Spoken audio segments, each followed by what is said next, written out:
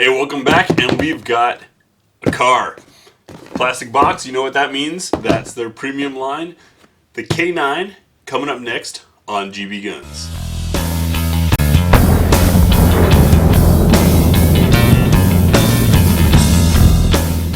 So of course, lockable case as always from Kahr. Nicely foam lined. We've got our manual and parts list. Let's take a look at what all we do get in this. Safety device, warranty, accessories, and most importantly the manual. Looks like one manual for all Kahr models, because they are pretty simple. Black and white photos. Let's get that out of the way, get to the exciting stuff. Alright, the K9 is their all steel model. For specs and stuff, check the link in the video description below. And we get 3 magazines. One in the gun, a spare, and an extended, which is nice, as well as a trigger lock. I'll get those out of the way and we'll take a look at the K9 up close. So of course we got to start by show and clear. And as always, our test, is it mag release or mag eject? Most certainly mag eject. Excellent. Thank you, Kahr. That's what I like to see. Checking the chamber. Chamber is clear. Now we can take a look on the business end. Slide to frame is definitely tight. Ferrule's locked up tight. No room for a rail or any front cocking serrations for the press check, so you're going to have to squeeze or grab back here. Nice and smooth across the front, which is actually kind of how I prefer it. The trigger is, of course, that Kahr long double action.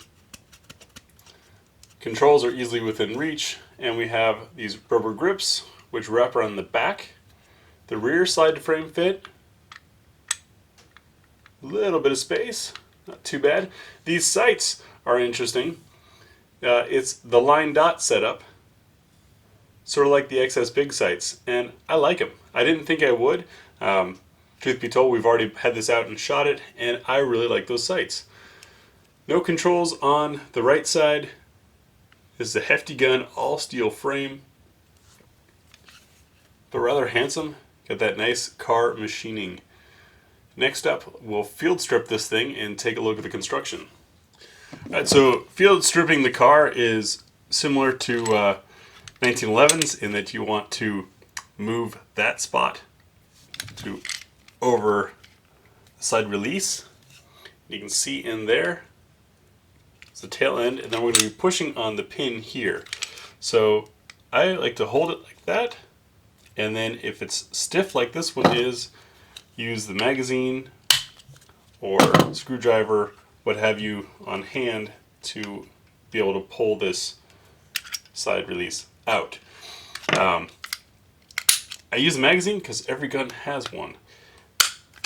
And then getting it off the frame, there we go, sometimes a little tricky. Let's take a look at the frame. Once again, this has already been shot, so you might see some dirt in there. Nice long rails. Beautifully machined. This is our ejector here.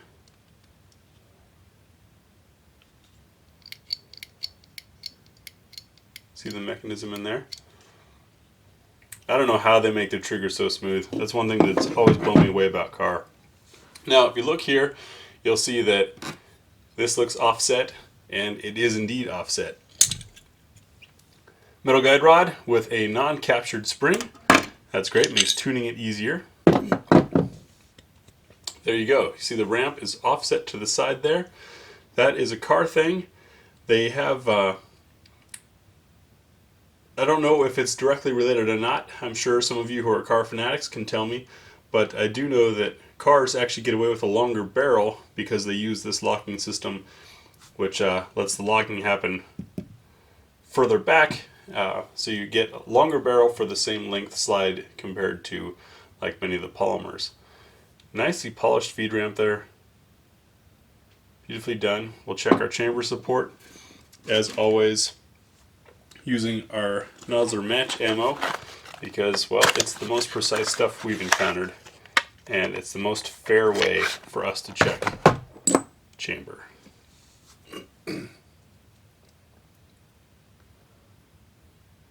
Looks supported all the way around, which is nice. The ammo out of the way, and we'll take a look inside the slide itself. Nice and cleanly machined. Not so clean from the shooting. Sorry about that, folks. So that's our look inside this thing. Reassembly, of course, is the reverse of disassembly.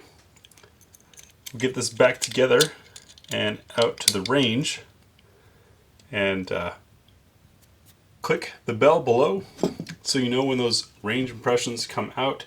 I'm rather curious. I like the single 9 concept, and of course polymer is always the lightest and easiest to carry, but the weight from steel usually makes for a very comfortable shooting gun, and considering how smooth these triggers are on the Kahrs, I'm rather curious to see how that goes once we get out to the range. This is a tough angle to be doing this. I'm going to have to take this off camera to finish it, but you get the point. Get this back together and out to the range, and we'll see you there.